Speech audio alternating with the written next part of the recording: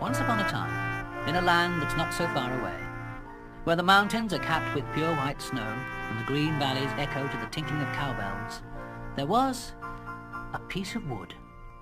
It wasn't a very special piece of wood to look at, quite ordinary really.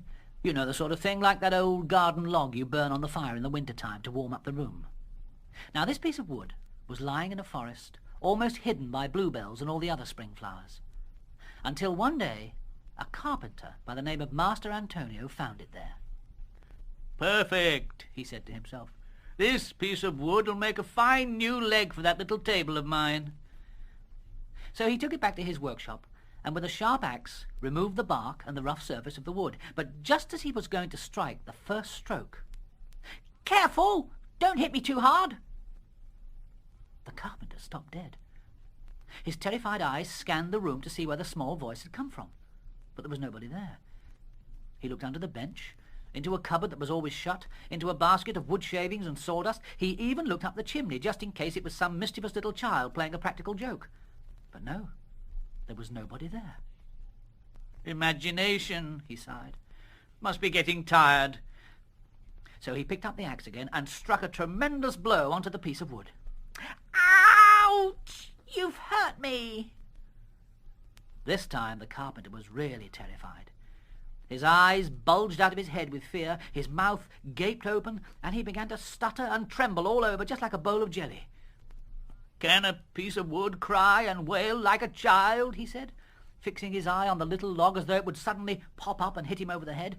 "Why, if it were thrown onto the fire, it would only just be big enough to boil a pan of beans. It's bewitched. That's what it is. It's bewitched." And without saying another word, he grabbed hold of the poor piece of wood and began beating it without mercy against the wall. Then he stopped to listen. He waited for 1 minute, then 2. But after 10 minutes, all he could hear was the ticking of the grandfather clock at the back of the shop. Putting the axe aside, the carpenter took up his chisel and started to shape and polish the piece of wood. But while he was running it up and down, my goodness, what do you think he heard? Yes, that same little voice calling, only this time it was laughing. "Stop! Stop! Oh, you're tickling me!" Poor Master Antonio fell down as if he'd been struck by lightning. And when at last he opened his eyes again, he found himself sitting on the floor, propped up against his workbench. At that moment, the door opened, and a brisk little old man walked into the shop. He had blue eyes, white hair, and a white moustache. His name was Geppetto, and he was a woodcarver. "Good day to you, Master Antonio. How lucky you are to find the time for sleep." The carpenter was not amused. He pulled himself up onto his feet again and adjusted his metal-rimmed spectacles. "What do you want, Geppetto?" he replied tersely. "I have made up my mind to make myself a beautiful wooden puppet. A wonderful puppet that will know how to dance and fence and turn somersaults and amuse me during the long winter evenings. Can you spare me a little wood to make such a puppet?" The carpenter was delighted. He immediately went to the bench and fetched the piece of wood that had frightened him so much. But just as he was going to give it to his friend, the piece of wood gave a shake and wriggled violently out of his hands and dropped with a loud thump right onto poor Geppetto's big toe. "Oh, you've lamed me, you clumsy oaf!" yelled Geppetto, hopping up and down on one foot, clutching his bruised toe with both hands. "Well, don't blame me. It wasn't my fault," said the carpenter.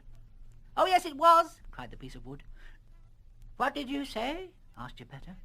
"I didn't say anything," yelled the carpenter. "Now, for goodness sake, take the wretched wood and leave me in peace."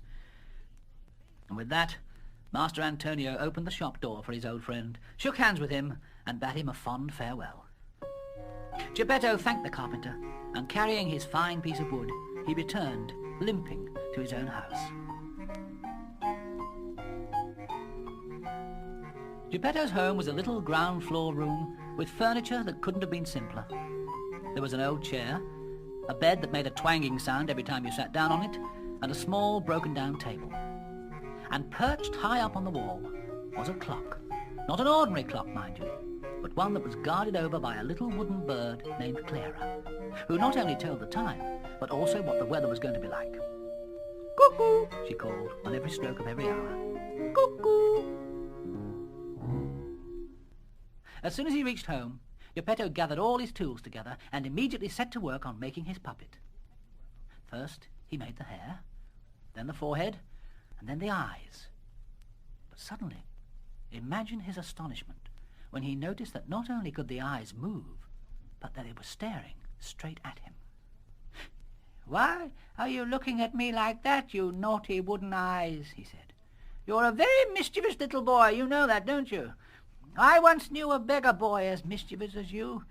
He turned out to be rich, not only in wealth, but also in wisdom. Now, what was his name?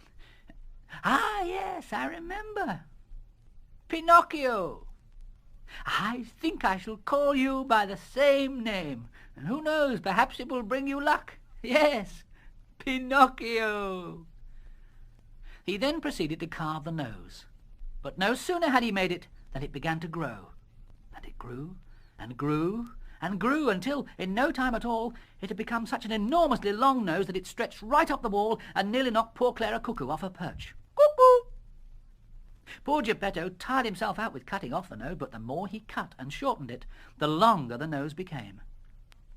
The puppet's mouth was not even completed when it began to laugh and mock at him. "Stop laughing, Pinocchio!" roared Geppetto in a threatening tone. But the puppet laughed even louder and put out its tongue as far as it would go. "Stop it, I say! Why, I've not even finished making you yet, and already you're showing a lack of respect for your poor father. That's not nice, my boy. That's not at all nice." And he dried away a tear.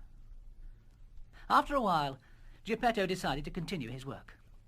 When he finished the mouth, he shaped the chin, then the throat, then shoulders, stomach, arms, and finally the hands. Now there remained only the legs and feet. But as soon as they were made, poor Geppetto suddenly received a sharp kick on the tip of his nose. Oh, it's my own fault," he said to himself. "I should have thought of it sooner. Now it's too late." Then he took hold of the puppet beneath its arms and lowered him gently to the floor to teach him how to walk. At first Pinocchio's legs were a little stiff and he couldn't move, but Geppetto led him by the hand and showed him how to put one foot in front of the other. Gradually, Pinocchio began to walk by himself, and in no time at all he was laughing out loud and running up and down the room in great excitement to try out his new feet. Geppetto was deliriously happy and applauded wildly, and even Clara Cuckoo joined in the fun, nearly falling off her perch doing so. Cuckoo! But then a terrible thing happened.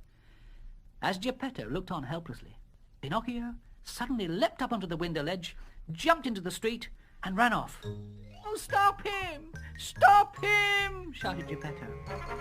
But the people in the street, seeing a wooden puppet rush past them like a racehorse, just looked on in astonishment and laughed and laughed and laughed until their sides ached. At this point, a policeman appeared. Seeing the culprit herring its way towards him, he planted himself firmly across the middle of the road, legs apart, and waited. With Geppetto in hot pursuit, Pinocchio suddenly skidded to a halt in front of the policeman and tried to sneak away between his legs, but the policeman grabbed hold of Pinocchio's nose and held onto it firmly. Pinocchio immediately threw himself onto the ground, and when Geppetto arrived, refused to walk another step. In no time at all, a crowd of people began to gather. They were convinced that the old woodcarver was going to beat the poor puppet once he got him home, so, eventually, they all made such a fuss that it ended in the policeman setting Pinocchio free whilst he took Geppetto to prison. The poor old man, completely bewildered by the injustice of it all, had no words in his own defence, and as he was led off to jail, he sobbed out, "Oh, you wretched boy!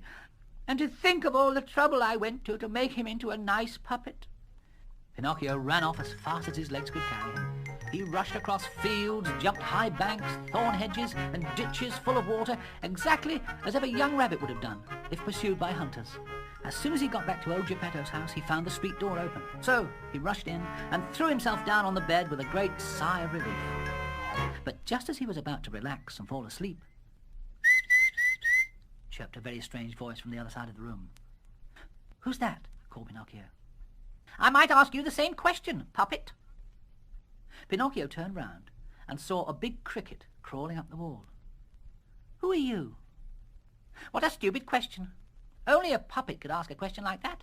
I'm the talking cricket, dumbhead, and I've lived in this room for over 100 years. Your father, oh Geppetto, why, he's the best friend I've ever had. Well, this is my room now, and I'll thank you to take yourself away from here as soon as you can. Oh, no, you don't, puppet, answered the cricket. Not until you've heard the truth. The truth? Woe betide all those boys who turn against their parents and run away from home without reason. Mark my word, they'll never come to any good in this world. Sooner or later, they can only come to a sticky end. Pinocchio roared with laughter. Chirp away as much as you like, you silly old cricket, he called. If you must know, I've already made up my mind to run away from here, because if I stay, they'll only send me to school and I'll have to study and learn about things I don't want to know about.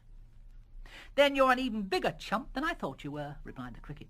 Hee-haw, hee-haw, hee-haw. Do you know what that is? It's a donkey, and if you don't look out, that's what you'll grow up into, and everyone will make fun of you. Why not learn an honest trade so that you can earn your own bread and butter and look after your poor father? There's only one trade that I want to know about, cried Pinocchio. A trade where I can eat, drink, and sleep, and have a really good time from morning till night. The cricket shook his head sadly. Poor Pinocchio, I pity you, I really pity you. And you know why? Because you're not only a puppet, but a really dumb woodenhead. Pinocchio jumped up in a rage, and snatching a wooden hammer from the bench, threw it at the talking cricket. It was too late. The cricket leapt from the wall and disappeared down a crack in the floorboards. As night approached, Pinocchio began to feel an ache inside his stomach. He hadn't eaten anything all day, and now he was starving hungry. He began to search the room in every imaginable place. If only he could find a piece of bread, even a dry piece of bread, or a bone left by a dog, or a piece of mouldy cheese, a fish bone, a cherry stone, in fact anything that he could just bite at. He could find nothing, absolutely nothing. So he flopped down on the floor, and resting his cold feet on the brazier full of burning embers, he fell fast asleep. But whilst he slept, his feet, which were made of wood, caught fire and became cinders. At daybreak he was awoken by someone knocking at the door. "Who's there?" he called, yawning and rubbing his eyes. "It's me, Geppetto!" Excited to hear his father's voice again, Pinocchio tried to get up and open the door. But as his feet had been burnt off, he stumbled full length on his stomach right across the floor. "Open the door!" shouted Geppetto impatiently from the street. "I can't," answered the puppet, who was sobbing deeply and rolling about the floor. "Someone has eaten my feet." Just then Pinocchio caught sight of Geppetto's old Siamese cat, Sukiyaki, who was having a great deal of fun playing with some wood shavings on the floor. "Meow!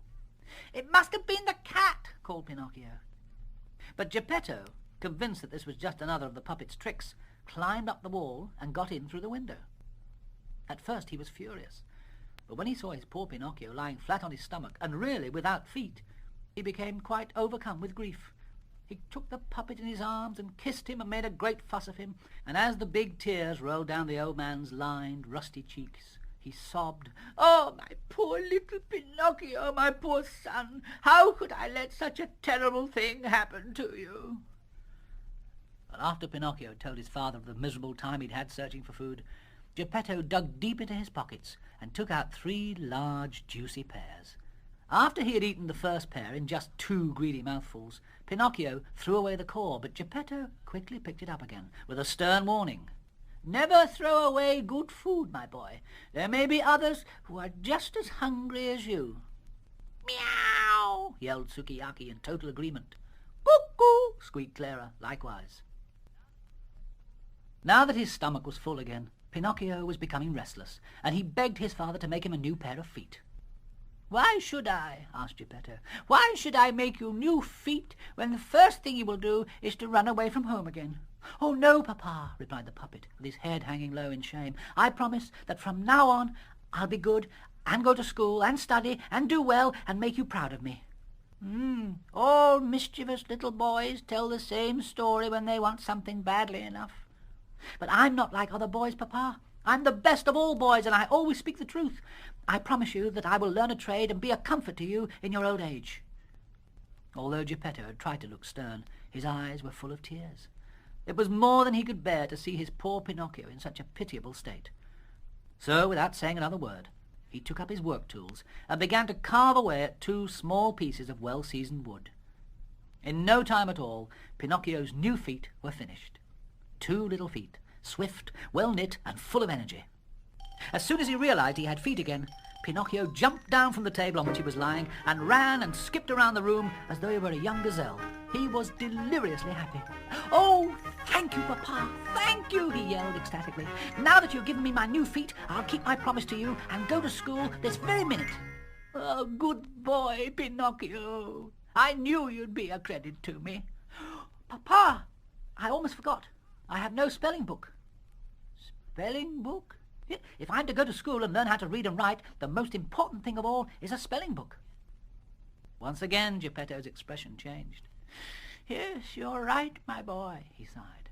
"But how shall we get one when there's not even 1 coin left in my money box?" And he shook the little pig-shaped box to prove it. Pinocchio looked sad, because poverty, when it is real poverty, is understood by everybody, even by small boys. "Well, we're not defeated yet," exclaimed Geppetto, at once rising to his feet. And putting on his old coat, which was all patched and darned, he quickly ran out of the house. When he returned, he was holding a spelling book in his hands. But the old coat was gone, and the poor man was in his shirt sleeves, even though out of doors it was snowing. "Where's your coat, Papa?" "I've sold it." "Why did you sell it?" "Oh, because it's much too hot for me to wear." Although he was not quite a real boy, Pinocchio understood how good parents always make sacrifices for their children. So he threw his arms around Geppetto's neck and hugged him again and again.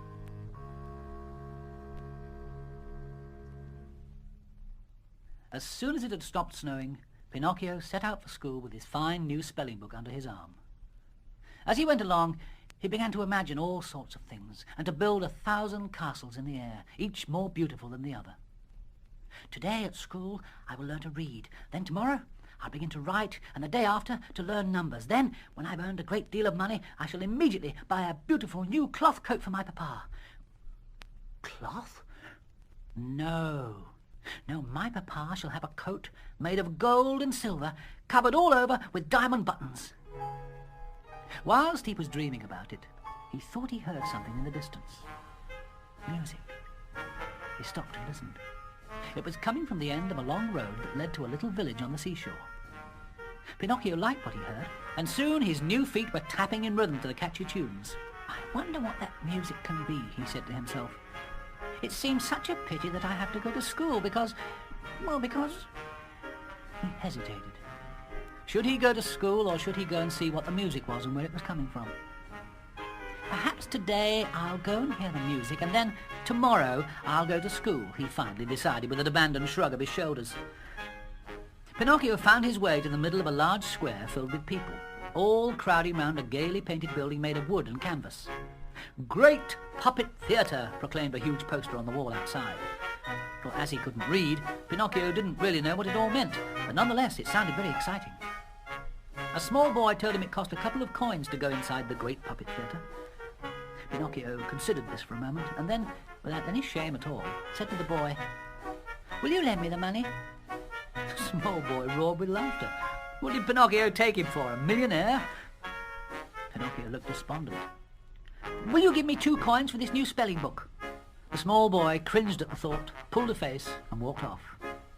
But Pinocchio finally managed to sell his spelling book to, of all people, a hawker of old clothes who'd been listening to the conversation. And back at home, poor old Geppetto was shivering with the cold in his shirt sleeves. All because he'd sold his one and only coat to buy that book. After he had paid his 2 brass coins, Pinocchio crept into the back of the puppet theatre, where the curtain was already up and the play begun. On stage, Harlequin and Punchinello, the 2 actor puppets, were quarrelling as usual, threatening to come to blows at any moment. As they listened to the bickering of the 2 puppets, the audience laughed and laughed until their sides ached. But suddenly, just as Harlequin was thumping Punchinello over his head with a wooden club, he yelled out that he caught sight of someone he recognized sitting amongst the audience at the back of the theatre. It was none other than Pinocchio. one of their own puppet brothers. It would be hard to describe the greetings that followed, the demonstrations of warm, brotherly affection that Pinocchio received from all the excited actors and actresses of the puppet dramatic company. But the audience were not amused. Finding that the play had come to a stop, they started to chant impatiently, "We want the play!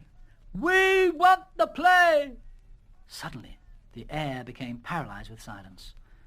For standing in the dark at the back of the theatre was Fire Eater, the showman, who was so big and so ugly that the very sight of him was enough to turn anyone into a block of ice. His mouth was as big as a cave, his eyes were like 2 red lanterns, and his long black beard trailed beneath his legs along the floor behind him. As he moved towards the stage, cracking a large whip made from the skin of a snake, no one dared to breathe. In fact, you could have heard a fly buzz in the stillness. The poor actor puppets trembled with fear. "Who is this?" bellowed the Fire Eater. "Who dares to make the trouble in my theatre?" Please, sir," pleaded Pinocchio, whose wooden lips were so warped with fear they could hardly move. It wasn't my fault. I only came to see the play." "Silence, you insolent puppet person! No one makes excuses to the great Fire Eater. I'll deal with you later." And turning with a menacing glare toward the cowering cast of puppet actors, he yelled, "On is the show!" As soon as the play was over, Fire Eater went into the kitchen to prepare for his evening meal.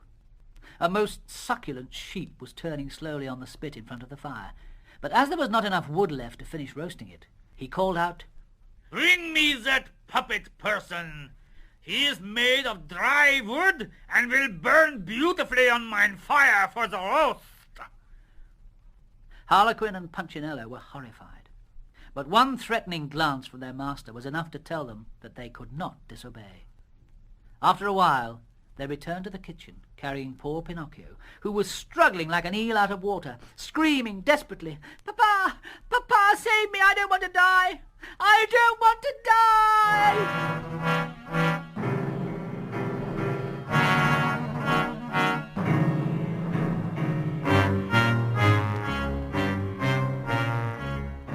At heart, Fire Eater wasn't really such a bad man as he tried to make out. When he saw Pinocchio brought before him, struggling and screaming, he began to feel sorry for him and started to sneeze violently.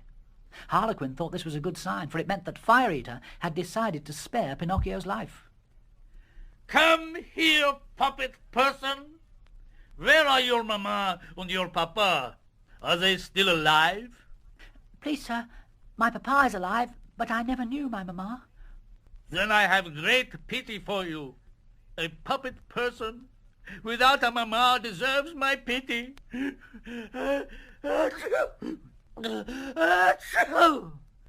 "Thank you, sir," replied Pinocchio, "and bless you." "But I deserve some pity also. You must know that I have no more wood to finish mine roasting, and you would have been such good fuel for mine fire. However, since you have only your poor papa waiting at home for you, I decided to save you." "Oh, thank you, sir." "But in your place I burn one of the other puppets of mine company. Bring to me the police." At Fire Eater's command, 2 puppet policemen appeared. They were very long and very thin, with twirling black moustaches and blood-red noses. On their heads they wore cocked hats, and in their hands they held naked swords. "Take Harlequin and burn him on the fire. I am determined that my mutton should be well roasted." Poor Harlequin. He was panic-stricken with fear. In fact, his terror was so great that his legs gave way beneath him, and he fell flat on his face to the ground. Pinocchio was horrified at this, and immediately threw himself at Fire Eater's feet, weeping bitterly. "Oh, please, sir, please, Mr. Fire Eater, sir, spare Harlequin, spare my brother." "There can be no mercy. Although I have spared you, I am still determined to have my mutton well roasted." "Very well," cried Pinocchio proudly. "I will not let my brother die because I have been spared. Policeman, do your duty and throw me to the flames." Pinocchio's defiant, heroic action made all the puppets cry. Even the policemen, although they were made of wood, cried and wailed like two newly born lambs. Fire Eater tried to look as though he was hard-hearted, as unshakable as a block of ice. But gradually he began to melt, until, finally, and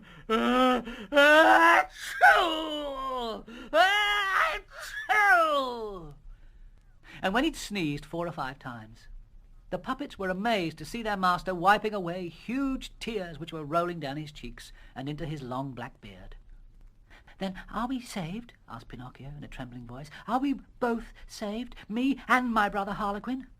Of course you are saved, roared Fire Eater. What do you take me for, a wicked man? The following day, Fire Eater called Pinocchio to one side and asked him, Puppet person, tell me what trade your papa follows. "That of a poor man, sir." How much does he earn? "Earn, sir? I don't believe my papa ever had a brass coin in his pocket." Then take these 5 gold pieces to him. Go home to your papa and tell him he has a fine puppet person for a son.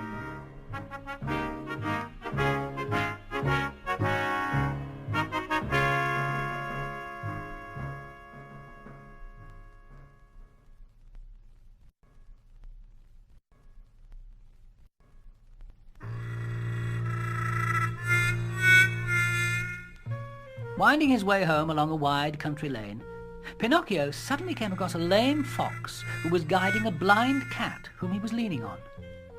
Companions in misfortune, helping each other. "Good day, Master Pinocchio," said the fox politely, "and a fine day it is to be sure." A fine day to be sure," stammered the cat. "How do you know my name?" asked the puppet. "How do we know your name?" replied the fox. "Did you hear that, Mr. Cat?" I did, Mr. Fox." And they joined each other in laughter. "Why, we know your father well," said the fox. "When did you last see him?" asked Pinocchio. "Why, only yesterday afternoon. He was at the door of his house, in shirt-sleeves and shivering with the cold." "Oh, no, poor papa. But that's all over now. He won't have to suffer any more, not now that I'm rich." "Rich, did you say?" exclaimed the fox. "Did you hear that, Mr. Cat?" I did, Mr. Fox." And again they joined each other in rather scornful laughter. "If you think it's something to laugh at," said Pinocchio defiantly, "then take a look at this." And he pulled out the 5 gold pieces that Fire Eater had given to him. At the pleasant jingle of money, the fox's eyes quite visibly protruded from their sockets like giant golf balls, and even the cat opened both his eyes wide so they looked like 2 green lanterns. "Well, well now," said the fox casually, "and what is a young fellow-me-lad like you going to do with all that money?" "Well, first of all," boasted Pinocchio, "I'm going to buy a new coat for my papa. A coat made of gold and silver and covered all over with diamond buttons. Then for myself, I'm going to buy a spelling book so that I can go to school and study." "Ah!" the fox cried out dramatically. "Look at me. Just look at me. It was my foolish passion for study that lost me my leg." "And look at me," said the cat. "It was my foolish passion for study that lost me the sight of both me eyes." "If you have money," remarked the fox, his eyes narrowing with cunning, "far better to invest it in some more profitable enterprise than squander it on useless study. Wouldn't you say so, Mr. Cat?" Indeed, I certainly would, Mr. Fox," answered the cat. And clasping an affectionate arm around Pinocchio's shoulder, the fox added, "How would you like to double those 5 miserable gold pieces of yours, my boy? Turn them into 100, 1,000, 2,000. 2,000? cried Pinocchio. "But how?" "Nothing to it, young fellow, my lad. Instead of returning home just now, come with us to the land of owls." Pinocchio thought carefully about it for a moment, then replied quite resolutely, "No, I'm going home to my papa who's waiting for me. I'm going to learn a trade and make him proud of me." Mr. Fox and Mr. Cat joined each other in a sigh. "Ah, well, Mr. Cat," said the Fox, "if he is quite determined in his decision, then there's nothing more to be said. Of course, a real boy would never turn his back on such a large fortune." This last remark from the Fox prompted Pinocchio into second thoughts. "Yes, but how could I turn my 5 gold pieces into 2,000? "Well, allow me to explain," answered the Fox with a sly wink over his shoulder to Mr. Cat. "In the land of owls, there's a place called the Field of Miracles. In the middle of this field, you must first dig a little hole, then put into it, shall we say, 1 gold piece.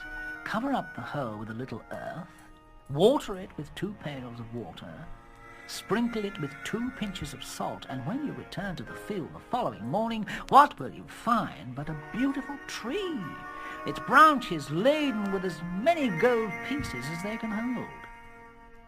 Pinocchio was deep in thought. "So if I buried my 5 gold pieces in that field, how many would I find on the tree there the next morning?" Mr. Fox made a quick calculation. "Every coin gives a return of 500. Multiply 500 by 5, and the following morning you will find 2,500 shining gold pieces waiting for you." "Hooray!" cried Pinocchio, dancing for joy. "As soon as I have those gold pieces in my pocket, I will keep 2,000 for myself and make a gift of the other 500 to both of you." "A gift? To us?" replied the Fox modestly. Oh, my boy, we do not work for vulgar interest. We work solely to enrich the lives of others. Isn't that so, Mr. Cat?" "Oh, absolutely, Mr. Fox." And off they walked, a lame fox, a blind cat, and an unsuspecting puppet. After a long day's walk, tired and worn out, Pinocchio and his 2 new companions arrived at the Inn of the Red Crayfish. "We'll stop here for a little," said the Fox. "After we've had something to eat and rested for an hour or so, we'll start off again at midnight so that we can reach the Field of Miracles by dawn tomorrow morning." Well, after they'd all eaten a good meal, the Fox said to the innkeeper, "Landlord, we have need for a little sleep before we leave. Give us 2 of your best rooms, one for our friend Master Pinocchio here, the other for myself and my companion. Then call us from our beds at midnight so that we may continue on our journey." The innkeeper bowed politely, then gave a sly, knowing wink to Mr. Fox and Mr. Cat, as though this was not the first time he'd been a party to their cunning tricks. As soon as he got into bed and put his head on the pillow, Pinocchio fell fast asleep. And whilst he slept, he had a dream. He dreamt that he was in the middle of a huge field which was full of trees covered with gold pieces, and as they swung in the breeze, the pieces went clink, clink, clink, clink, clink, as if to say, "Who will come and take us?" Pinocchio was just about to stretch out his hand and pick handfuls of those beautiful gold pieces when he was suddenly awakened by a loud knocking on the door of his room. Pinocchio sprang out of bed in panic and alarm, but it was only the innkeeper, who had come to tell the puppet that Mr. Fox and Mr. Cat had already left the inn, leaving a message to say that they would wait for Pinocchio at the Field of Miracles as long as he reached there by first light in the morning. Outside the inn, Pinocchio had to grope his way along in the dark. He'd been walking for only a few minutes when he gradually became aware of a green, luminous glow shining dimly on the trunk of a tree just ahead of him. He came to a stop, and taking a closer look, "Who's there?" he called nervously. "Who are you?" "I might ask you the same question." "Talking cricket! What are you doing out here?" "It may interest you to know, Master Pinocchio, that out of the goodness of my heart I've left the comfort of my nice warm room to follow you." "Why?" "To give you some advice, that's why. Go back home at once, my boy, and take those 5 gold pieces with you. Your poor old father is beside himself with grief just because you haven't bothered to return home to him." "No," replied Pinocchio defiantly. "By tomorrow my papa will be a rich man. By then these 5 gold pieces will have become 2,000. "Don't make me laugh," croaked the cricket, bubbling with insect indignation. "Those who promise to make you rich in a day are usually either mad or just plain rogues. Look, it's no good, snapped Pinocchio. I've made up my mind that I'm not going home until I've turned these 5 gold pieces into 2,000. All right, so please yourself, replied the cricket. But just remember, small boys who insist on having their own way, sooner or later, end up by being sorry for it. And with a loud, indignant he vanished into the night, leaving the road ahead darker than ever before. Pinocchio resumed his journey, but he hadn't gone very far when he seemed to hear a rustle of leaves behind him. As he turned to look, he could just see 2 sinister-looking figures standing behind him in the dark, their faces concealed behind strange black masks. "Bandits!" he yelled with a gasp, and quickly popped the 5 gold coins into his mouth, hiding them beneath his tongue. "Your money or your life?" demanded one of the bandits, advancing towards him menacingly. But with the money hidden inside his mouth, Pinocchio couldn't answer.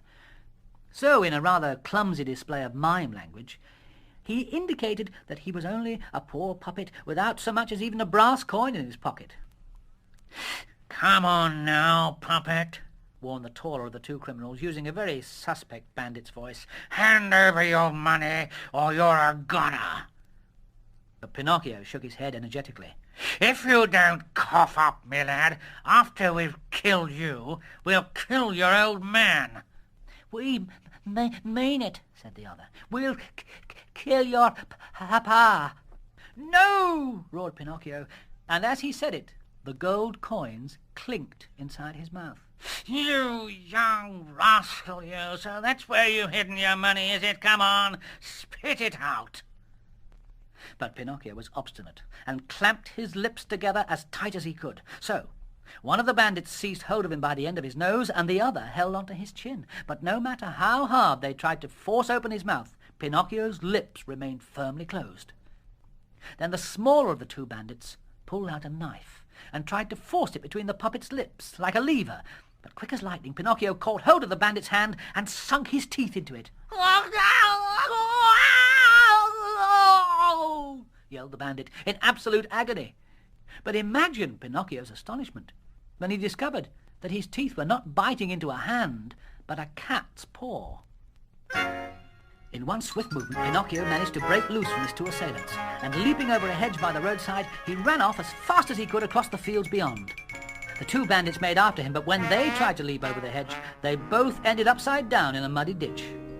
After a long and tiring chase, Pinocchio finally reached the door of a little white house, which was almost hidden amongst the tall, thick trees of the forest. He banged on the door as hard as he could, and after a while, a lovely little girl came to the window. She had blue hair and a face as white as snow. Please, begged Pinocchio, "open the door and let me in. If you don't, they'll kill me."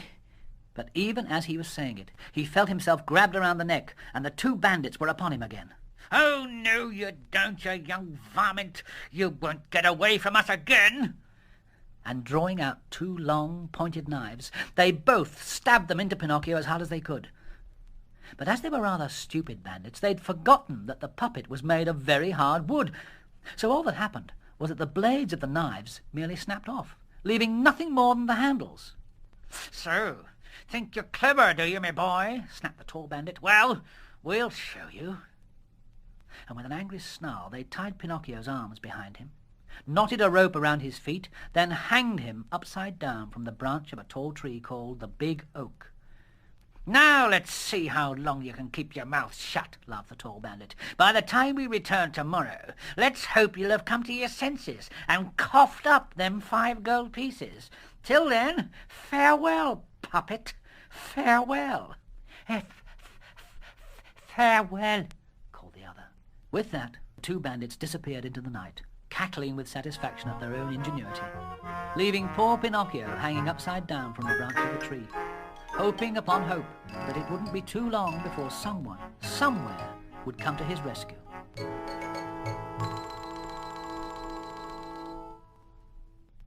The night breeze whistled impatiently as it darted in and out of the tall trees of the dark old forest. And when the lovely little girl with the blue hair came to the window of the house again, she felt sorry for the miserable puppet hanging upside down by his feet from the Big Oak. So she clapped her hands 3 times, and upon her command there immediately came the fluttering of wings as a large falcon flew onto the window ledge. For the little girl with blue hair was no less than a beautiful fairy, who for 1,000 years or more had lived in the wood.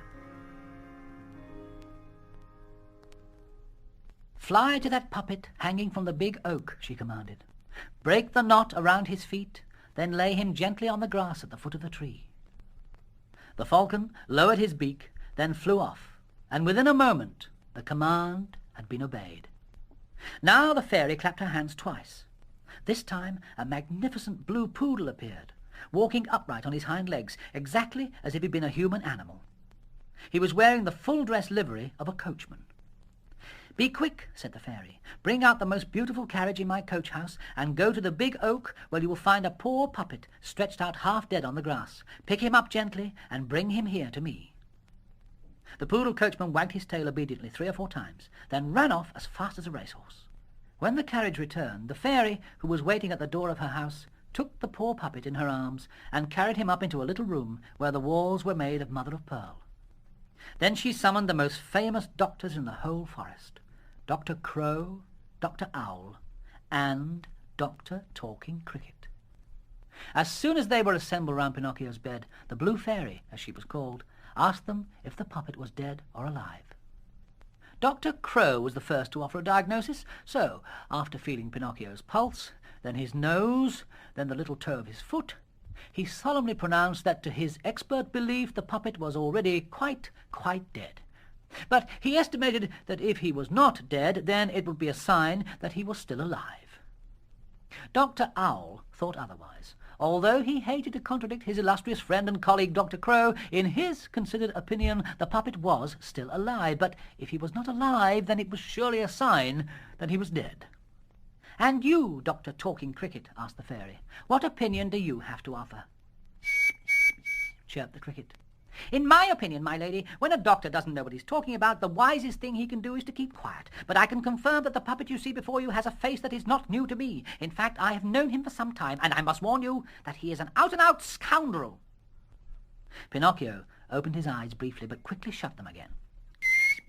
"He is nothing more than a ragamuffin, a mischief-maker, and a liar." Pinocchio hid his face with shame beneath the bedclothes.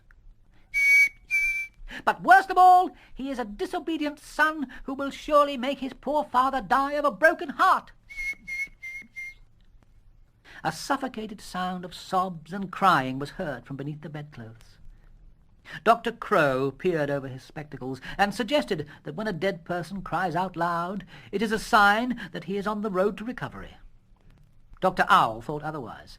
Although he hated to contradict his illustrious friend and colleague Dr. Crow, he insisted that when a dead person cries out loud, it is a sign that he is sorry to die.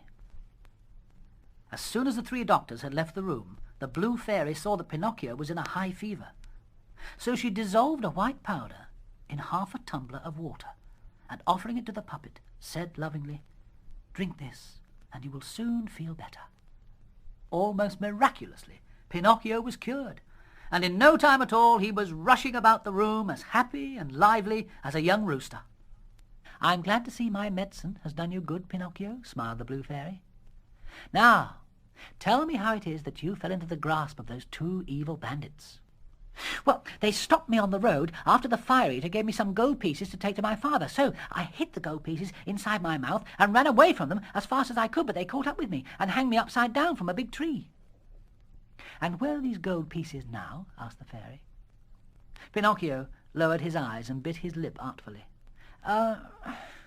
I've lost them," he replied. But of course he was telling a lie, for he had them in his pocket. Without warning, Pinocchio's nose suddenly grew at least 2 inches longer. "And where did you lose them, Pinocchio?" "I don't remember," he answered, his voice sounding rather nasal. His nose went on growing and growing. "Don't remember?" said the fairy, watching him very closely. "Well, you see, I didn't exactly lose the gold pieces. You see, I swallowed them by accident when I was drinking that medicine you gave me." As he lied yet again, Pinocchio's nose grew to such an extraordinary length that he couldn't move in any direction. If he turned one way, he struck his nose against the bed or the window panes. If he turned the other way, he knocked it against the walls or the door, and if he raised his head a little, he was in danger of sticking his long nose right into the blue fairy's eyes. And the fairy just looked at him and laughed and laughed. "Why do you have to laugh at me?" asked the puppet, who was now looking very sad and sorry for himself as his nose continued to grow so alarmingly. "I'm laughing at the lies you've told." "How could you know that I've told lies?" "Because lies, Pinocchio, are made in two different ways. There are those that have short legs and those that have long noses. I don't have to tell you what kind of lies you have made." After a while, the fairy decided to forgive Pinocchio. So she clapped her hands together, and in an instant 100 large woodpeckers flew in at the window, perched themselves onto Pinocchio's long nose, and began to peck at it with such enthusiasm that in no time at all it was reduced to its own normal size. Pinocchio was so happy with relief that he stopped crying and dried 2 huge tears that were rolling down his cheeks. "Remember this," said the fairy, after the last of the woodpeckers had flown out of the window. "I have forgiven you because I love you as my little brother. If you will promise me that from now on you will be a good boy, then you may remain here with me, and I will take care of you like a good little sister should." "Oh, good fairy," replied Pinocchio, "I would be happy to stay here with you, but I fear for my poor papa, whose heart is broken because I have not returned home to him." "I have already told your papa where to find you," smiled the fairy. "At this very moment he is leaving his house and will be here to meet you by sunrise." "Oh, hooray!" shouted the puppet, jumping for joy. And after kissing the blue fairy's hands, he rushed out into the forest to await the arrival of his papa. As soon as he reached the big oak, Pinocchio noticed 2 travellers approaching on the road ahead. But even in the dark it wasn't hard to recognize Mr. Fox and Mr. Cat. "Why, if it isn't our dear friend Pinocchio." "Pinocchio, now what on earth are you doing all the way out here, young fellow, my lad? Were we not supposed to rendezvous at the Field of Miracles?" "You're lucky to see me alive at all," cried the puppet heroically. "2 bandits tried to rob me of my gold pieces, right here, on this very road." "Never mind," reassured the fox. "Now that the 3 of us are together again, we can continue on our journey in perfect safety." "No," said Pinocchio firmly. "This time I'm going to wait for my papa. He should be here at any moment." "But what about your gold pieces?" replied the fox anxiously. "Aren't you going to bury them in the Field of Miracles?" "I'll go some other day." "Well, another day will be too late." "Why?" "Because the field has been bought by a new owner, and from tomorrow no one will ever be allowed to bury money there again. It's now or never, my boy. By this evening you could return to your papa with pockets full of gold. Will you come with us?" Pinocchio paced up and down, deep in thought. But after a moment's hesitation, he replied defiantly, "Let's go." With Mr. Fox and Mr. Cat at his side, Pinocchio finally reached the edge of a vast muddy field, which seemed to stretch for as far as the eye could see. At first it didn't really look any different to any other field. But as the sun gradually started to rise and pierce the early morning mist with its warm golden rays, even a dull, muddy field began to look like a magic one. "Behold, the Field of Miracles!" declaimed the fox triumphantly. "Now, start digging." Pinocchio obeyed without question. With his hands he dug a small hole, into which he placed his 5 gold coins. Then he quickly filled up the hole again with a little earth. After that he went down to the canal and, as he had nothing to carry water in, took off one of his shoes and used that. Then he returned to the hole he had just dug, watered the earth all round it, and put on his shoe again. "Is there anything else to be done?" inquired the puppet. "Nothing, my boy, absolutely nothing. Let us now leave nature to its own device. When you return to the field in 20 minutes, you will find a tree already fully grown, with its branches just bulging with gold coins." And, wishing Pinocchio a good harvest, Mr. Fox and Mr. Cat disappeared across the field in one direction, leaving Pinocchio to return to the road from which they had just come. The minutes seemed like hours as Pinocchio waited for the time when he should return to the Field of Miracles. And as he made his way back again, he kept thinking of all the wonderful things he would do when his pockets became full of gold pieces. "I'll build a fine palace just for Papa and me. and fill all the kitchens with currant wine and sweet syrups and candies and tarts and plum cakes and macaroons and lots of cream biscuits. Ooh! But no sooner had he built these castles in the air than they seemed to crumble all round him. But when he reached the Field of Miracles again, it was exactly as it was before. There was no sign of even a blade of grass, let alone a tree bulging with gold coins. Pinocchio's mouth dropped open with horror, and using his fingers and nails, he quickly dug up the earth that he'd watered. But there was no doubt about it. The 5 gold pieces had gone.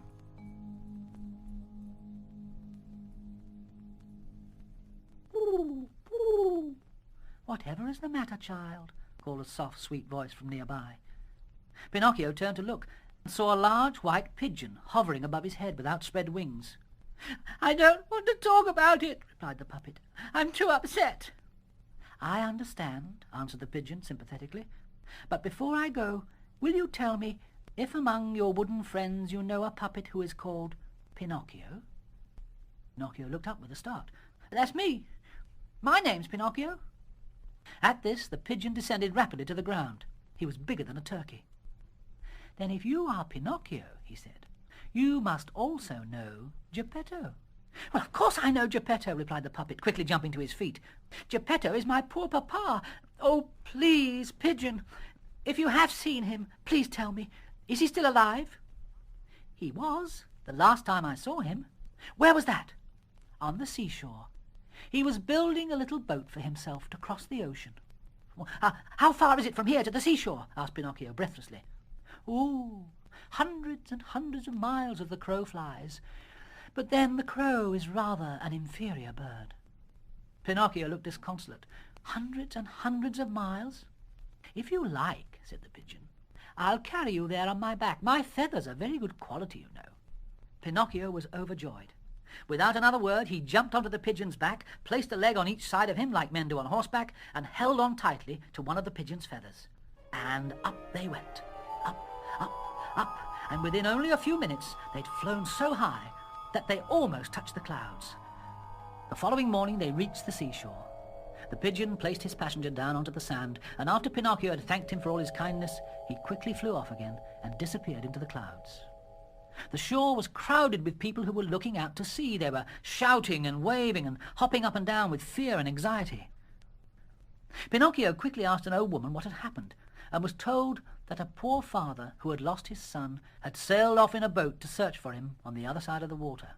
But the sea was far too rough today, and the little boat would surely sink.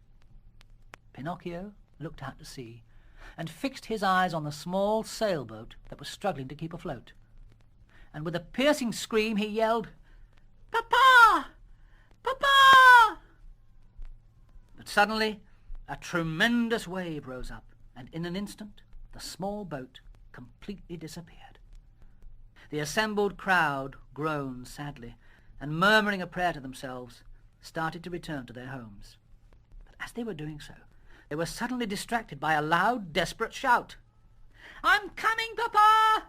I'm coming!" All they could see was a small wooden puppet struggling helplessly against fierce, gigantic waves.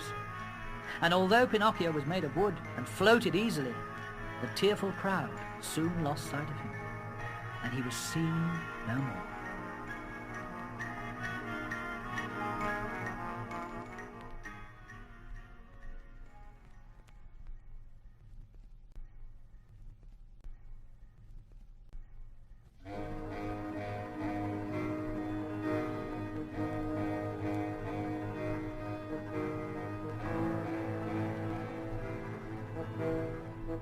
It was a terrible night. The rain came down in torrents, there was hail and thunder, an angry wind, and flashes of lightning which streaked across the sky to make it as bright as day. Pinocchio swam all through the night, until finally he fell fast asleep and floated miles and miles out into the ocean. When he awoke, the sun was already quite warm on his face, but instead of water beneath him, there was only sand. He sat up with a start, and saw that he'd drifted onto a small island, all on its own, out in the middle of the ocean. As he was looking, Pinocchio suddenly caught sight of a dolphin swimming past. just a short distance from the beach, its head just visible above the surface of the water. "Excuse me, please, Mr. Dolphin," called the puppet. "Could you possibly tell me if there is such a place on this island where I might find something to eat?" "Oh, indeed, I can tell you of such a place," replied the dolphin, with a very amiable smile on its face. "If you take that path to your left and follow your nose, then you can't go wrong. Or is it the path to the right? Yes. Oh, dear. I really am getting so absent-minded these days. Can you also tell me if, by any chance on your travels, you've seen a little boat with my papa in it?" The dolphin frowned sadly. "If your papa was out in a boat last night, I doubt he'd ever survive that terrible storm. And even if he did, by now he's probably been swallowed up by that monster shark who's been ravishing these waters for the past few days." Pinocchio gulped nervously. "Shark? Yes, bigger than a 5-storied house, with a mouth so enormous and so deep that a smoking railway engine could easily pass down his throat." And without saying another word, the dolphin disappeared beneath the waves, leaving only a ring of white foam as proof that he had ever been there at all. Pinocchio took the hint and decided not to wait around any longer. He quickly put on his clothes and made off as fast as his legs would carry him, along one of the 2 paths which the dolphin had pointed out to him. After a while, he came to a little group of houses called the Village of Busy Bees. In every street there were people running around all over the place, minding their own business. Everyone was hard at work. Everyone had something to do and a reason for doing it. Needless to say, Pinocchio did not approve of such a place. He was a lazy puppet, and had frequently said to himself that he wasn't born to work. Nonetheless, he was still tormented by hunger, for he hadn't eaten anything for a whole day. Now, there were only 2 ways in which Pinocchio could obtain food. Either he could ask for work, or he would have to beg. Well, at that moment, a peasant man came down the road, tired and breathless from dragging along 2 carts of charcoal. Pinocchio studied the man's face for a moment, then decided that he had a kindly look. So he approached him, and casting his eyes down in shame, said in a low voice, "Please, sir, can you spare half a brass coin for one who is dying of hunger?" The peasant man looked exhausted, and suggested that if the puppet would like to help him drag home the 2 heavy carts, he would give him not just half a brass coin, but 2 whole ones. Pinocchio looked outraged. He was not accustomed to doing the work of a donkey, had never drawn a cart in his life, and never would. The peasant man shrugged his shoulders, and said to the puppet that if he really was dying of hunger, then perhaps he should eat 2 fine slices of his pride, and be careful not to get indigestion. And the same thing happened over and over again. As more and more people went by, and Pinocchio tried to beg from them, they all shouted back angrily that he was a very idle puppet, that he should go and look for work and learn how to earn his own bread. But at last, a kind little lady came by carrying 2 cans of water. "Please, lady," squeaked Pinocchio, who was burning with thirst, "will you let me drink a little water out of your can?" "With pleasure, my boy," said the little lady, setting down the 2 cans. "Drink all you wish." Pinocchio drank like a fish and quenched his thirst. "If you will help me carry home these 2 cans of water, I will give you some food as well," said the lady. Pinocchio considered this for a moment, and then agreed to carry the cans to the lady's house. When he had cleared every scrap of food from the table, Pinocchio fell back into his chair, as though all the sawdust was beginning to flow back into his veins again. With a contented sigh, he thanked the little lady for all her kindness. But as he turned to look at her, his eyes widened with absolute astonishment. For the lady had taken off her hood to reveal her beautiful hair, which was the colour of a bright, shining bluebell. "Fairy!" shouted the puppet with tears of joy running down his cheeks. "Is it you? Is it really you? I've cried and cried and cried so much for you." "And I cried for you, Pinocchio," replied the fairy, breaking into a broad, affectionate smile. "For although you disobeyed me and ran away, I loved you as my little brother, and still do." "Yes, but you're not young any more. Why?" "Because you ran away and left me, Pinocchio. But now that you've found me again, I'm old enough to be your mamma." "Oh, hooray!" yelled wailed Pinocchio. "At last I've a mamma all my own. Oh, please, dear mamma, I'm so tired of being a puppet. Why can't you teach me how to grow? Why can't I be a man?" "You will only become a man, Pinocchio, when you have learned how to deserve it." What do I do to deserve it?" "Nothing could be easier. Just learn to be a good boy, that's all." "Aren't I a good boy?"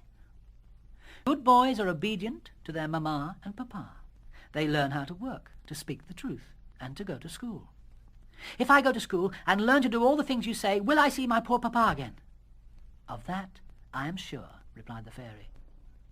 Pinocchio was so overjoyed by this that he took hold of the fairy's hands and made her skip around the floor with him in a little dance.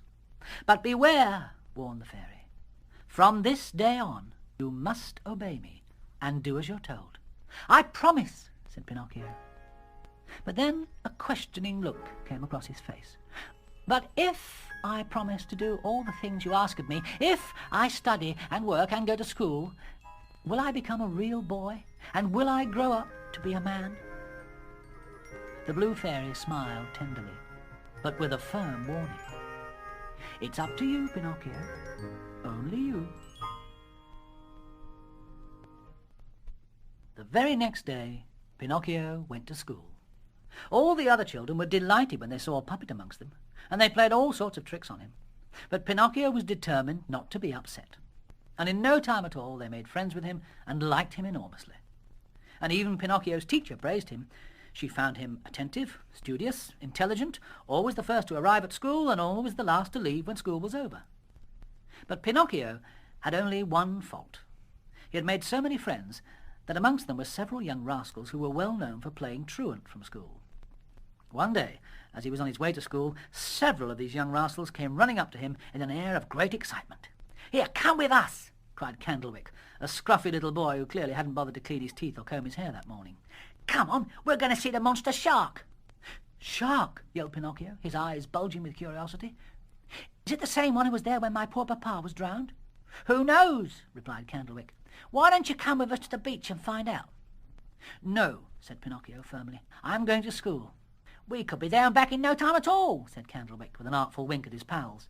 "Now, are you with us or aren't you?" When Pinocchio and his mischievous pals arrived on the seashore, there was no sign of any monster shark. In fact, the sea was as calm and smooth as a crystal mirror. "I don't see any shark," said the puppet, turning to Candlewick. "Perhaps he's gone to have his breakfast," replied the boy, roaring with laughter. "Yeah, or maybe he's gone to bed to have a little nap," said someone else, amidst peals of forced laughter from the others. Well, by now, Pinocchio was aware that his schoolmates had been making fun of him. "Why do you all have to be so silly?" he snapped angrily. "Why did you have to tell me that stupid story about the shark?" "To make you miss school, that's why," answered Candlewick. "You should be ashamed of always being so punctual and wanting to learn things." "Why shouldn't I want to learn things?" "Because those who want to work hard at their lessons always make it bad for those who don't want to learn anything at all." "So what am I expected to do about it?" "Well, be like us and hate school." "I won't. Please yourself. But I'm warning you, we'll make you sorry for it." "Blockhead!" called the biggest boy of the gang.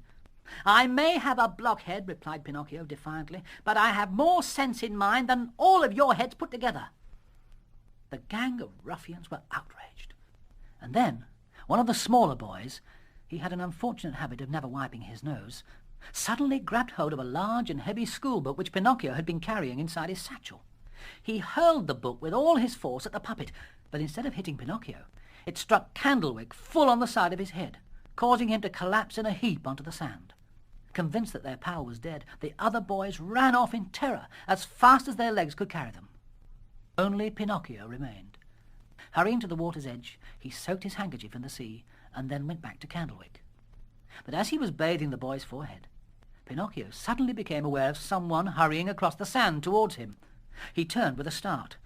Towering above him in no time at all were two burly policemen who, from where the puppet was kneeling, looked like two giant silhouettes.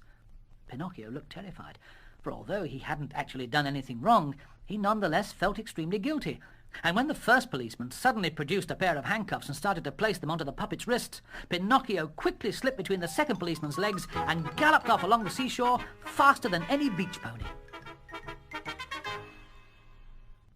When he at last reached the village, it was already night time and very dark. A great storm was raging, and the rain was coming down in torrents to form huge puddles everywhere. Tired, worn out, and wet through to the skin, Pinocchio decided to go straight to the Blue Fairy's house. Almost at once, a window on the top floor of the 4-storied house was opened. Peering out was a big snail, the lighted candle on her head, and looking very grumpy. "Who's there at this hour of night?" she groaned.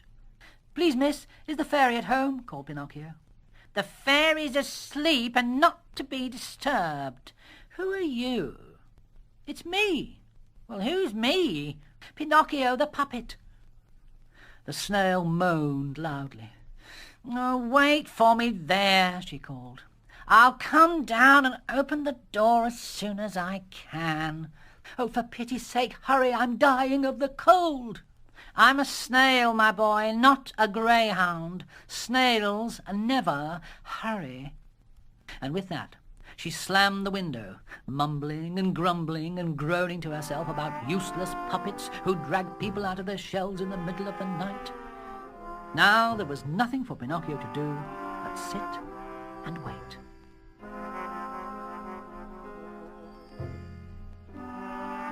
The following morning, at daybreak, the door was at last opened. The snail had broken all records by taking only 9 hours to come down from the top floor landing of the house to the front door. But it was a triumph which had clearly taxed all her energy. "Now, what's all the rush?" she asked breathlessly. "Oh, please, Mistress Snail," begged the puppet, "let me see the fairy. I know she'll forgive me when I tell her what happened to me on my way to school." "I've already told you," said the snail. "The fairy is asleep and is not to be disturbed." "Then at least bring me something to eat. If you don't, I shall die with hunger." "Well, come inside then and I'll see what I can do for you. But wipe your feet on the mat first. I don't want to have to clear up the mess from your muddy feet." And after showing Pinocchio into the house, the snail sludged off to the kitchen, mumbling and grumbling and groaning to herself about useless puppets who do nothing but think about filling their wooden stomachs with food. In fact, it was only 3½ hours before Mistress Snail returned to Pinocchio carrying a silver tray on her head. But when the puppet saw what the tray contained, his stomach rumbled with excited anticipation.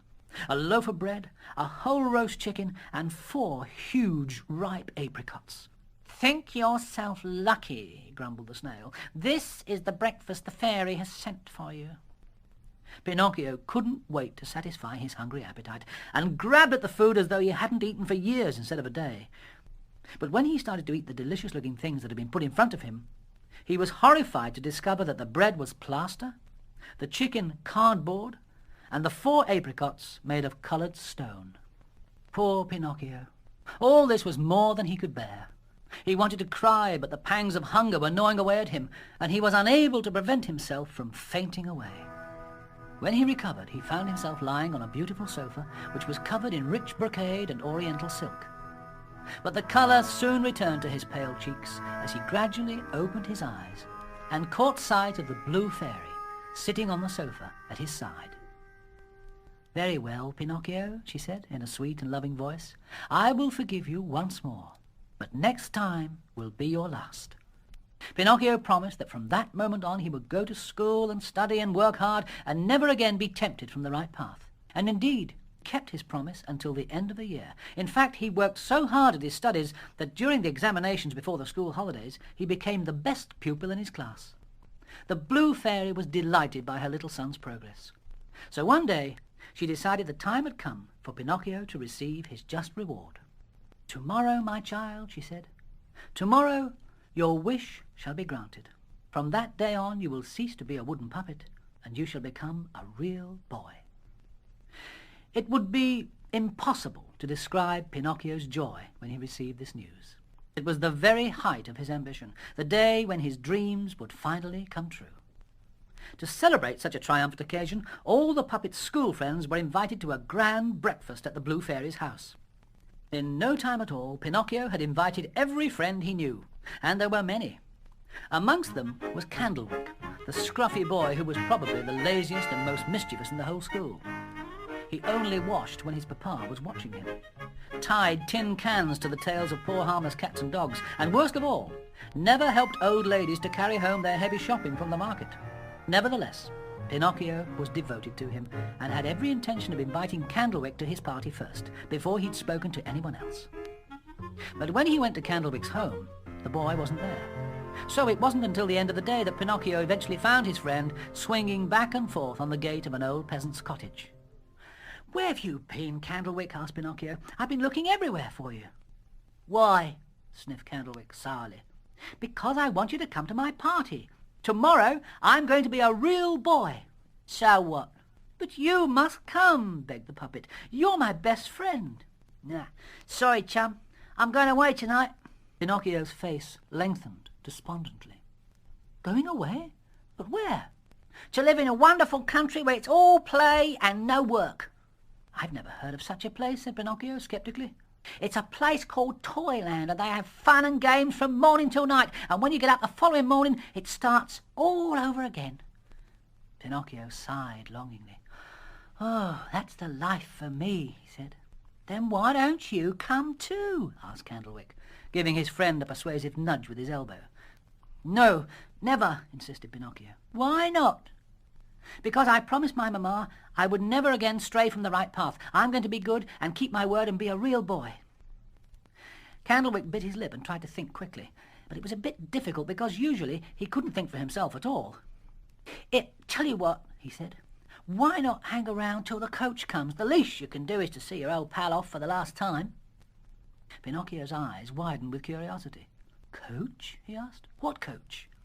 "The one that's going to take me to my never-ending holiday," said Candlewick. "It's faster than any coach in the whole wide world. If you hang around a bit, you'll see it for yourself." "No," replied Pinocchio firmly. "I've promised the Blue Fairy I'd be home by dark. I won't go back on my word. Not now. Not ever." "Yeah, sucker," replied Candlewick scornfully. "Who is this Blue Fairy, anyway? Is she afraid the bats will eat you?" He roared with laughter. Pinocchio suddenly felt rather silly, as though he was not capable of making any decision for himself. "Are there any schools in Toyland?" he asked. "Not one." "And no teachers?" "Not one." "Isn't anyone ever made to study there?" "I've told you, there's no need," said Candlewick. "Toyland is a place where boys and girls go to get away from study. That's why I'm going there." Pinocchio again sighed longingly. "I must say it does sound a very interesting place." "Then don't be a sucker and come with me," said Candlewick, gritting his teeth persistently. "I dare not." "Then stop wasting my time and go back to your mamma," snapped Candlewick impatiently, and turning his back on the puppet, resumed swinging back and forth on the rusty cottage gate. Pinocchio lowered his eyes sadly. He was very fond of his friend and hated to see him go off like this, and to a place that he himself would dearly like to go to. So he thought hard for a moment. "Well, perhaps," he said awkwardly, "perhaps I could just wait till the coach comes and then go home." Hardly had they spoken when they heard the echoing sound of a strange coach horn approaching nearer and nearer, piercing the cold night air. As the coach appeared on the horizon, it was like a phantom glow from the sky speeding to earth, and when it finally skidded to a halt there was hardly a sound, for its wheels were bound with rags. Pinocchio's mouth dropped open in wonder and astonishment at what he could see, for the phantom coach was drawn by 12 pairs of donkeys, all the same size, but each one a different colour. Some were grey, some white, some were black and brown, and others had large stripes of yellow and blue on their backs. But instead of wearing iron shoes on their feet, each animal wore men's boots made of white kid. It was a chilling, unnatural sight. The coach was already quite full of small boys and girls, all crammed tightly together like cattle on their way to market. It was clear to see that they were extremely uncomfortable and could hardly breathe, but nobody complained, because they all knew that within a few hours they'd be arriving in a land where there were no books, no schools, and no teachers. They were overjoyed by the thought that from now on their lives would be full of nothing more than fun and games. As soon as the coach had drawn to a halt, the man at the reins took off his hat and wiped the perspiration from his brow. The little man had an unpleasant, unsavoury look about him. He was broader than he was long, with a small round face like an orange, a hard mouth with shapeless lips that were formed into a fixed grin, and a soft, caressing voice like that of a weasel. "Good evening, my boy," he called out to Candlewick, who was already eagerly awaiting to board the coach. "And are you ready to join us on our journey to the land of happy things?" "Yes," replied Candlewick ecstatically. "I'm ready." And as he stretched out both his hands, two of the other passengers hoisted him aboard. "And you, young sir," asked the coachman, turning a flattering eye towards the bewildered puppet, "will you join us on our great adventure?" Pinocchio shook his head emphatically. "No," he said. "I'm going home to my mamma. I'm going to study and do well and be a real boy." "Then I'm sorry for you," answered the coachman, "because even a real boy needs to have fun."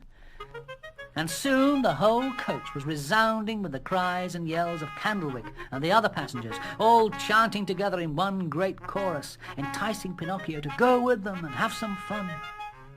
It was a frightening, uncanny sight, for the children no longer spoke with a voice of their own. They were merely being led on by each other. For a moment, Pinocchio did not answer. He just sighed, and sighed again. And when he sighed for the third time, he suddenly shouted out, "Make way for me! I'm coming!" And to the sound of the horn, the phantom coach was soon on its way again, galloping off into the dark countryside at night. The phantom coach raced into the night, and by the time the sun had risen and drowned the wintry countryside with its warm glow, Pinocchio and his fellow passengers finally reached their destination. Toyland was a place unlike anywhere else in the whole world. The streets were lined with trees, bulging with chocolate bars and toffees. There were fountains of lemonade, stalls crammed with marshmallows, jelly babies, candy floss and coconut cakes. There was a house made of gingerbread, flowing with ice cream of every delicious flavour: vanilla, strawberry, greengage and honey, melon and peppermint. But most of all, there were toys. There were talking dolls and tea sets and make-believe clothes for the girls, and toy soldiers, musical instruments and footballs for the boys. In fact, there were small children playing in the streets everywhere. Some were bowling down skittles, some were riding bicycles or wooden horses, others were playing hide-and-seek or just chasing around. There were small boys dressed as army generals, wearing paper helmets and commanding their cardboard soldiers. And there were small girls dressed up just like their mammas, wobbling around in shoes that were too big for them. The whole land echoed to the sounds of laughter, shouts and whistles. The noise was unbearable. Pinocchio, Candlewick and all the other passengers left the coach, and in no time at all were joining in the fun, scribbling on walls everywhere, "Long live toys and games! Down with school!" The puppet had never known so much happiness in his whole life, and for the next few weeks he and his friend passed the days without a trouble or care in the world. He was eternally grateful to his friend, and one day said to him, "Just think of it, Candlewick. If it hadn't been for you, I'd never have come to Toyland." "Yeah," replied Candlewick smugly. "And do you remember how the teacher used to call me a mischievous good-for-nothing?" "He'd soon change his mind if he could see us now," laughed Pinocchio. And with that, he and his friend rushed off to join the others for yet another day of wild excitement and adventure.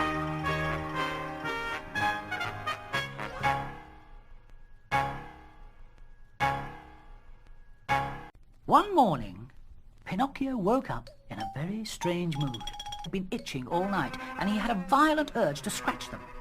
When he did so, however, he cried out in horror, for during the night his ears had grown so long that they were almost resting on his shoulders.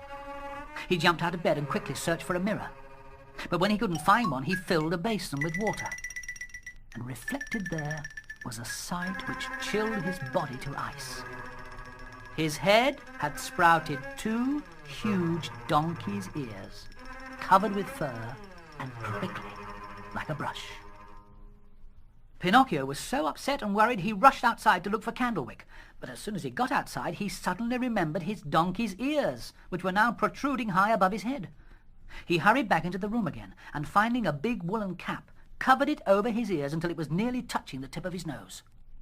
Pinocchio searched everywhere for his friend Candlewick.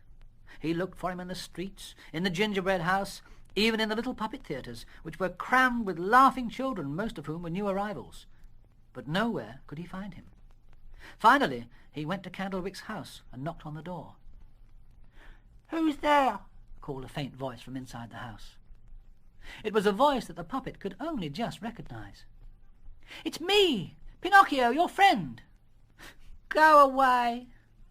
"Oh, please, Candlewick, I must see you. Something terrible's happened."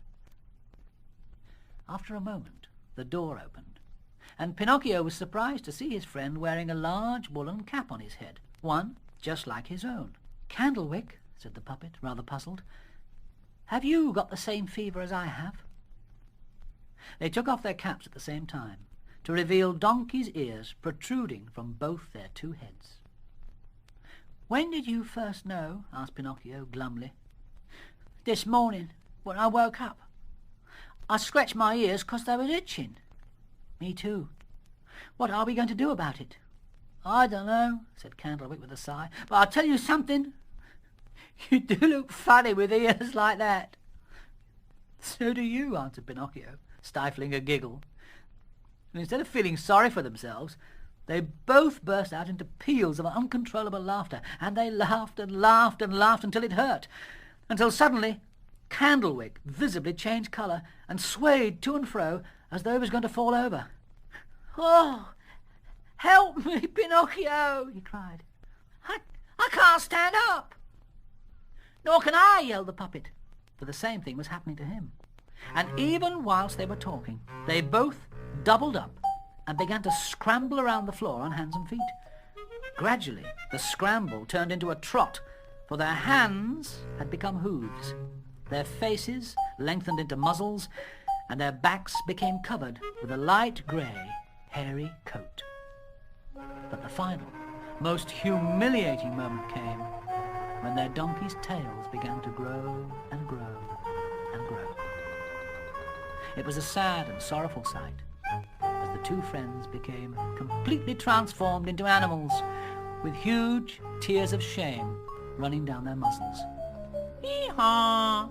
Hee-haw!" they brayed, and whilst they were doing so, someone knocked at the door outside. "Open up!" growled the coachman, whose voice was now loud and menacing. "Open up, I say, or it'll be the worse for you." But when the door remained closed, the coachman kicked it open, and bursting into the room, roared with penetrating laughter. "Well done, my boys," he yelled. "You brayed well. It seems you're ready to come with me to the market." So this is how the coachman filled his pockets with gold. Year in and year out, he'd make frequent journeys around the world, flattering all those idle children who turned their backs on school and learning. Then, as soon as his phantom coach was full, off he would take them to Toyland, so that they might pass their time in fun and games, until that fatal day when their lives would no more be their own, when they would be no more than donkeys braying in a marketplace, waiting to be sold for a handful of gold pieces.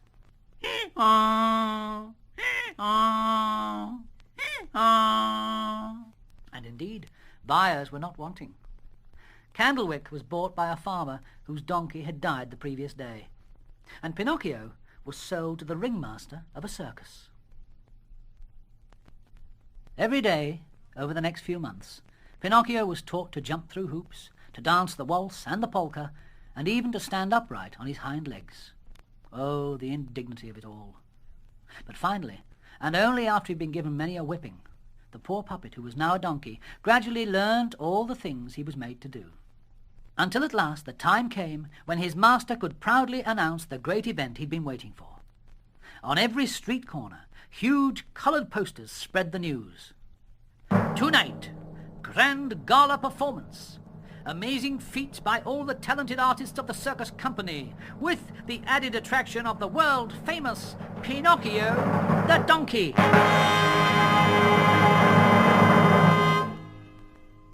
The benches around the great circus tent were crowded with children of all ages. Everyone was bubbling with excitement and impatience, just waiting for the entrance of the famous little donkey. A donkey who could dance! And then the moment came that they'd all been waiting for.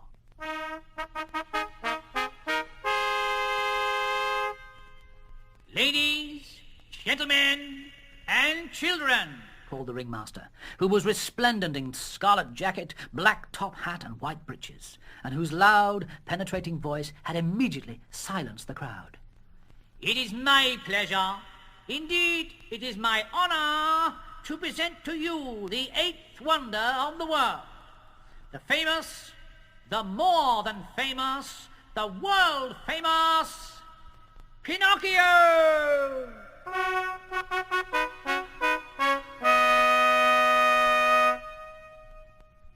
As the tumultuous applause gradually died away, the little donkey trotted in to make his first appearance in the middle of the circus ring. And very fine he looked too.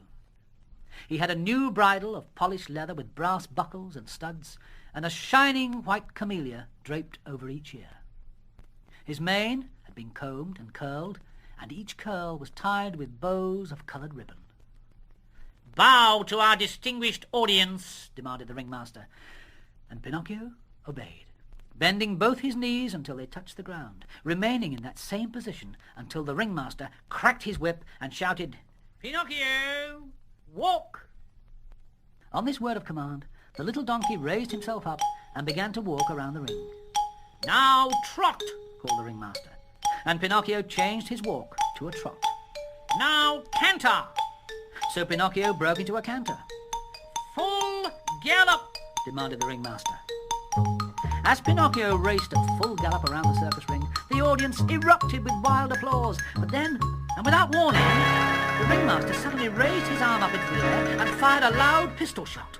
The little donkey immediately fell down, pretending to be wounded and really dying. But he was soon on his feet again, to be greeted by even more thunderous applause. Now let our friends see how really clever you are. The hoops, Pinocchio, the hoops! The ringmaster held up a large hoop for Pinocchio to jump through. But when the little donkey came galloping towards it, he merely skidded to a halt. The ringmaster was furious and made Pinocchio try again. This time, the poor creature did manage to leap through, but in doing so, he caught one of his legs in the hoop and came tumbling down with a sharp thud onto the ground. And when he got up again, the donkey was lame and could only hobble his way back to the circus stable. "We want Pinocchio! We want Pinocchio!" yelled all the children in the audience in one great chorus. But the little donkey was to be seen no more in the circus ring that evening. Nor indeed was he ever seen there again, for after the animal doctor had visited him, it was declared that Pinocchio would remain lame for the rest of his life. The following morning, the puppet who became a donkey was taken to the market and sold. But it was not for his theatrical talents that he'd been bought. His new owner was far more interested in the skin of the donkey he was buying, for it would make a very nice drum for his village band. Imagine how poor Pinocchio felt when he heard that he was destined to become a drum. As soon as his new owner had paid over the money for the sale, he led the lame little donkey down to the seashore. Then, after tying a huge stone around the animal's neck and a long piece of rope to one of Pinocchio's legs, the man pushed the little donkey into a deep part of the water, making quite sure to hold on to the other end of the rope. But when the man did finally pull in the rope again, he had quite a surprise waiting for him. For instead of finding a dead little donkey at the other end, he found the rope was attached to a live wooden puppet, which was wriggling like an eel. The man was astonished, and Pinocchio couldn't disguise a snigger. "Sorry about this, sir," he said. "But you see, it was the Blue Fairy who did it all. She's really my mamma, and like all mammas, she cares for her children and would never let any harm come to them. When she saw I was drowning, she sent some fish to eat me. They ate only the skin, of course. I haven't got any bones, you see, only wood, so they weren't interested any more." Before the man could reach out and take hold of him, Pinocchio had slipped the rope off and jumped back into the water. "Goodbye, sir," he called. "Don't forget me if ever you should be in need of a good donkey skin." And in the twinkling of an eye, the puppet had swum so far off from the shore that in no time at all he had disappeared into that strange thin line which divides the sky from the sea. Pinocchio had no idea where he was going. He just swam and swam, hoping that sooner or later his two wooden feet would once again be standing on dry land. But just as he was resting for a moment, allowing himself to float up and down on a huge rolling wave, he suddenly caught sight of a tall, jagged rock that was jutting out of the sea just ahead of him. And perched on the top of that rock stood a beautiful goat, which bleated at the puppet as he started to swim towards it. Pinocchio was suddenly filled with excitement, for as he swam closer to the rock, he could see that the little goat had hair exactly the same colour as the blue fairy herself. The puppet's heart began to beat faster and faster, and he started to swim towards the jagged rock with more energy than ever before. But just as he was getting there, the head of an enormous sea monster suddenly reared up from out of the water at him. Pinocchio was stunned with horror, for this was none other than the terror of the ocean itself. It was that scavenger of the deep, the gigantic monster shark. Pinocchio tried to swim away from the monster as fast as he could, but it was too late. Just as he'd almost reached the jagged rock, the giant creature caught up with him and, opening its huge mouth, swallowed the puppet in one gulp. And as the seawater rushed down inside the monster's throat, Pinocchio was knocked unconscious against one of the shark's huge, jagged teeth. When he opened his eyes again, Pinocchio found himself in a world which he could neither see nor understand.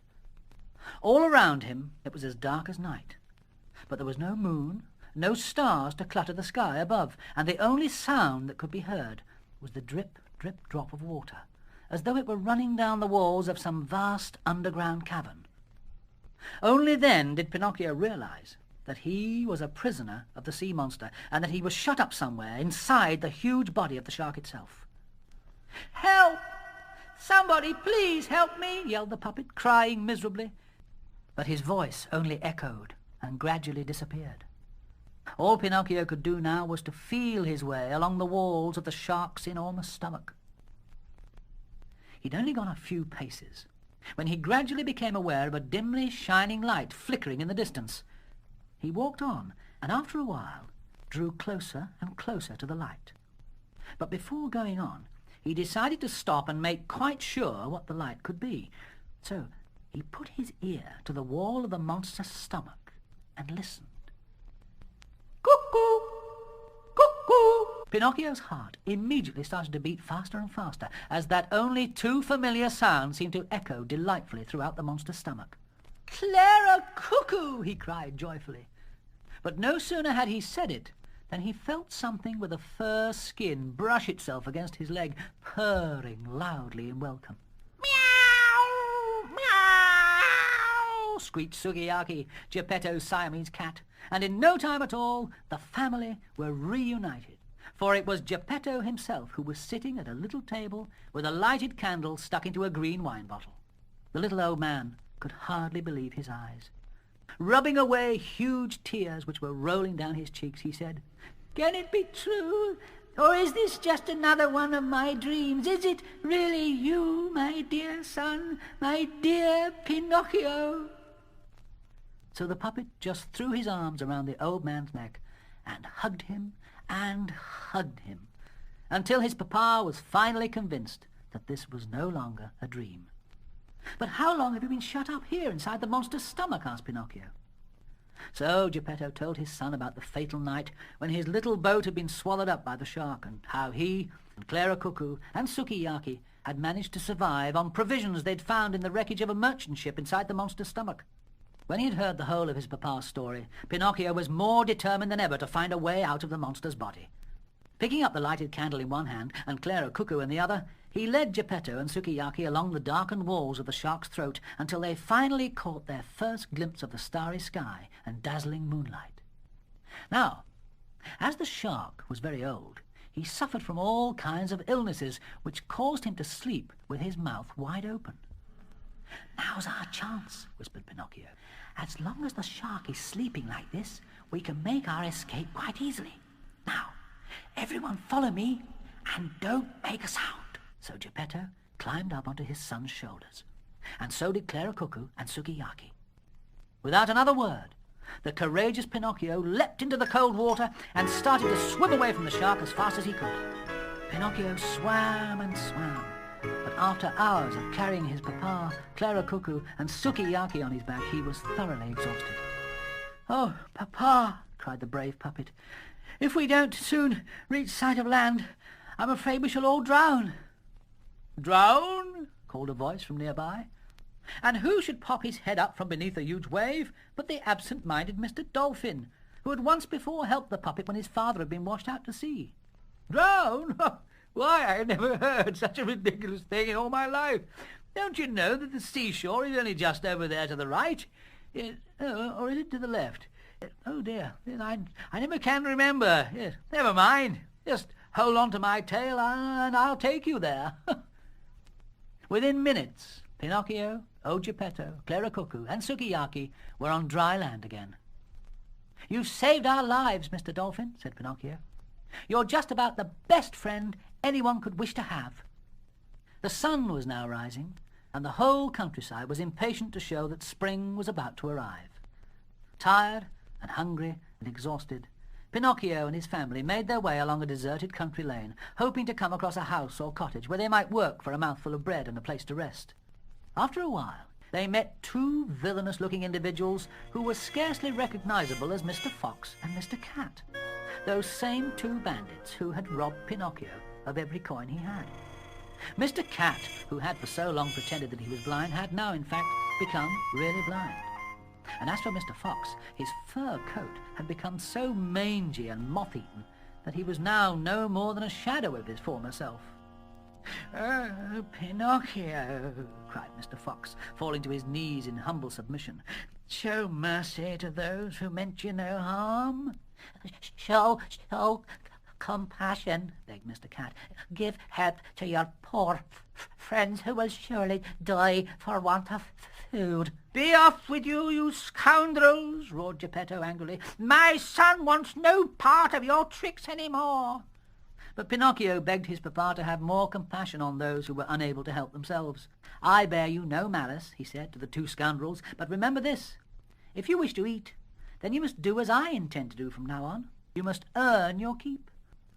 And with that, Pinocchio and his family went on their way, leaving Mr. Fox and Mr. Cat to ponder their own fate as best they could. Some time later, Pinocchio, old Geppetto, Clara Cuckoo, and Sukiyaki found themselves at the door of a small straw hut with a sloping roof of tiles and bricks.